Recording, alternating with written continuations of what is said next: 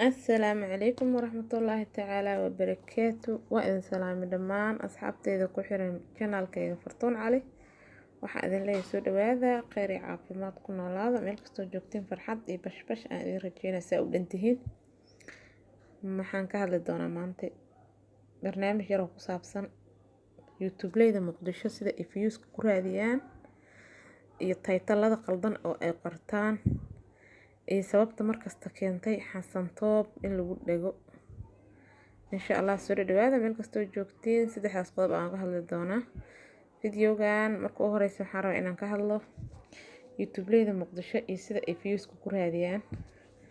sida wada ogtihiin qof kasta oo youtube furtay wuxuu u furtay inuu ka helo views aanimo iyo inuu marka ugu dambeyso u dhaqaalo ku helo waa la wada ogyahay Soomaaliya youtube-ka dad badan ka xamaasho laakiin youtube-leyda xamar way ka gadisan yihiin dadkaas oo dhan sababtoo ah views-ka wuxuu ka galay meel qaldan iyo aanimada intaba waayo waxa arkaysaa maalin walba waxay ku dhagan yihiin qof hebelaasaan dhahay hebelaasaan dhahday hebelowsaan u dhahay hebelsaan u yiri ma jirto wax fikrad ah iyo wax aqli ah iyo wax caqiido ah ku soo kordhinayaan ama ay sheegayaan sababa waxa keentay inay maalinba mid ku dhago maanta waxa arkay xasan toob ay ku dhagan yihiin wixii xasan toob saan u sameeyay xasan toob adeerkiis xasan toob abtigiis xasan toob walaashiis xasan toob hebelow la tagay xasan toob ordaya wuxuu leeyahay ay heblo oo qashin qorigadeesaan u tagay ay heblo oo maxaa dhigi jiray meel fadhisaan soo wareystay wax aan macno ku leh fadhinin dadkina waxaad u maleysaa macno darradaas ay iska xiiseynayaan qof kasta wax soo galisaan quruxda inta badan dadka wax daawanaysa mar laakiin maxaa ka rabtaa macno darrada ay soo galiyaan youtube-leyda muqdisho waa lagu kala ordaa qura sababta waxa keenayana gadaal in kaga sheegi doona oo lagu kala ordaa ma fahmino laakiin waxaynan ogeyn waxyaabahaas in laga qaado laga dhaxlayo cawaaqib xumo sumcad darro iyo sharaf xumo sababtoo ah sumcadaada iyo sharaftaada waxa ku dhaawici kartaa maalin walba haddii adiga aad meesha la soo taagnaatid hebelsaan u yiri hebelsaan u dhahay sidii waagi yar ilmaha yarka la dhuucilaha camal oo kale shaqo dhuucileed haddii meesha la keeno waxay noqonaysaa inay sumcadaada iyo sharaftaada aad dhaawacdid sooma marka waxay sameynayaan marka title-kooda wuxuu yahay maanta oo dhan ay ku hayaan xasan u dhahay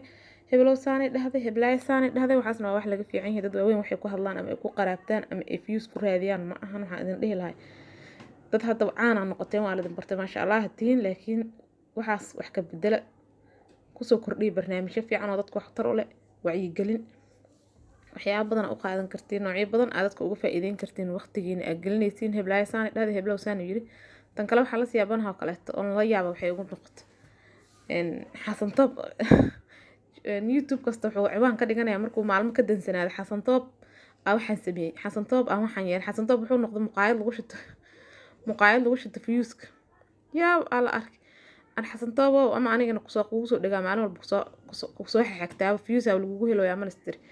ruuxaas ma fiicnaa xasan toob saan u dhahay xasan toob shaqsi waaye hala iska dhaafo waxaan saan u yiri youtube-yada ku kala kicinaysiin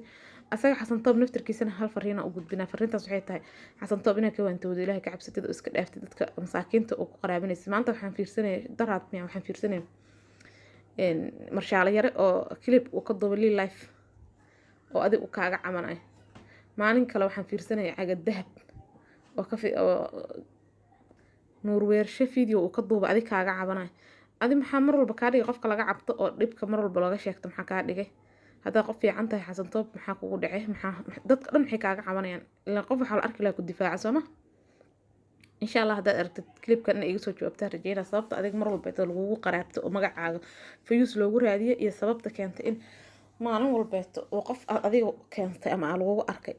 dib haddana uu asaga wax kaaga sheego labadaas su'aal haddaad iga soo jawaabtid aad u fiicnaan lahayd haddaad iga soo jawaabina noo maata dhima lahan laakiin aad u fiican inay xasan toob aad fikirtid oo iska dhaaftid views-ka aad dadka ku raadinaysa adiga naftirkaaga masaakiinta ah gabar masaakiina soo qabanaysa heblaay darooga cuni jirtay saana yeelay darbijiifa aheyd kana aheyd waxaas waa laga fiican heblaay saanu yeel heblowsaan hal soo qabta saanu waxaas wax laga fiican waxyaabo kale ka badan waqtiga intaas aad gelinaysid juhdigaas oo dhan aad gelinaysa xalay waxaan arkay video aad soo duubtay 10 xab camal isku soo xijisay saas waxa kaaga dhumay xataa views-ka ma ogdo هذا maalinka 10 jeer video soo galis dadka saaka soo dhigtay iyo kii xal 6 saac soo dhigtay mid ay fiirsanayaan malahan kurtoodna waxa uga wada hadlaysaa wax aan macno badan ku fadhinin marka saas darsaad adigu ku heshid views waa iga waana midaan waa ina adigana aad bedeshaa jadwalkaaga waxa qaldan u adeegsanaysid youtube-leyda kale xamar kula joogto oo xamar joogtan waxaan dhihi lahaa qaasatan dayax xaaji degdeg waxaan dhihi lahaa iska dhaafa erayada qaar oo qadafka oo adeegsanaysiin video uu ka duubay caga dahab oo waxaan arka uu ku leeyahay aniga laan dheera ahay beel laf weyn aan ka dhashay war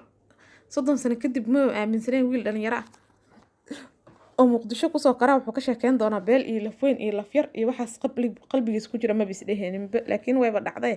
waxaas inaa iska dhaaftiina ka fiican youtube-kan bulshada dhan Soomaaliyeed ku fiirsanayso mujtamac dhan caalamka dhan ku fiirsan ninka youtube iskala beel weyn laf weyn iyo laf yar midna ma yaqaan ma fahmino Soomaali magaca Soomaaliya ku haddaad caan baxdid magaca Soomaaliya ku soo caan bixi haddaad aad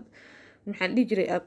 soo caan bixi weydo oo meeshaas ku hartid magaca Soomaaliya ku hartay laakiin hebel iyo hebel inta kuna qof ku fiirsanaysa beeshaada ma ahan iyo familkaaga marka Soomaaliya dhan u dhaxaysa media joogta ina iska dhaafteen erayada qaar markaad joogtiin social media xataa dhanka saxaafadda kuma fiicin ina qabiil iyo waxaan loo joogin meeshaas la keeno marka ina iska dhaaftiin in kula talinayo midaas ayada qodobkayga labaadna waxa waaye title-ka qaldan oo soo qoraysiin mar walbeeto waxaad soo qorbixin iyo waxaad isku soo daraysiin title aan islahayn intaas waxaad rabtiin inaad views ku raadisiin waxaa ka xalay title aan ku arkay Xasan Toob degdeg uu soo qoray shaadiye sharaf oo isbitaal loola cararay qof walba uu yaaba magto wal soo ordaa wala fiirinaa shaadiye sharaf way dhashay qofku uu dhalay hambal yaab dhihi kartaa ereyga fiican oo ka qurxanaa soo qori kartaa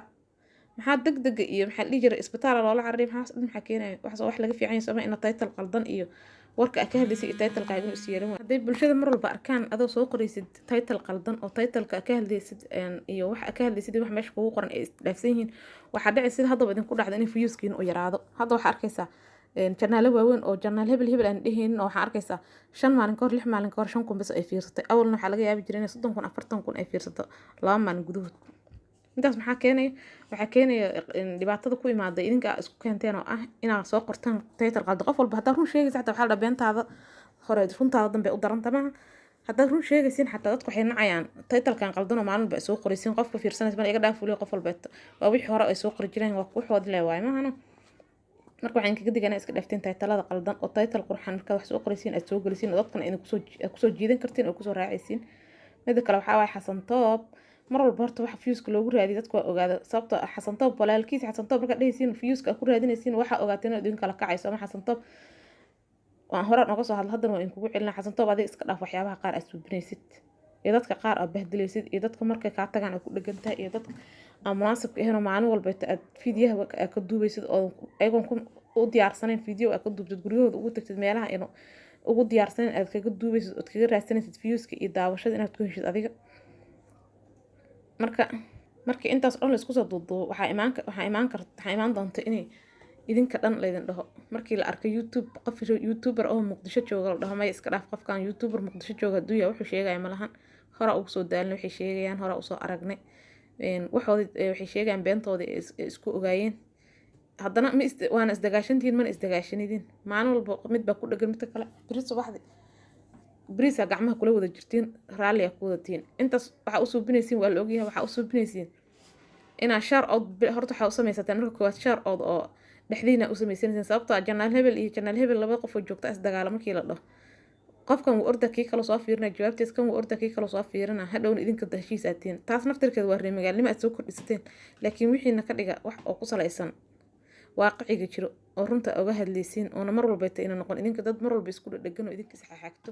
dadka YouTuberada oo idinka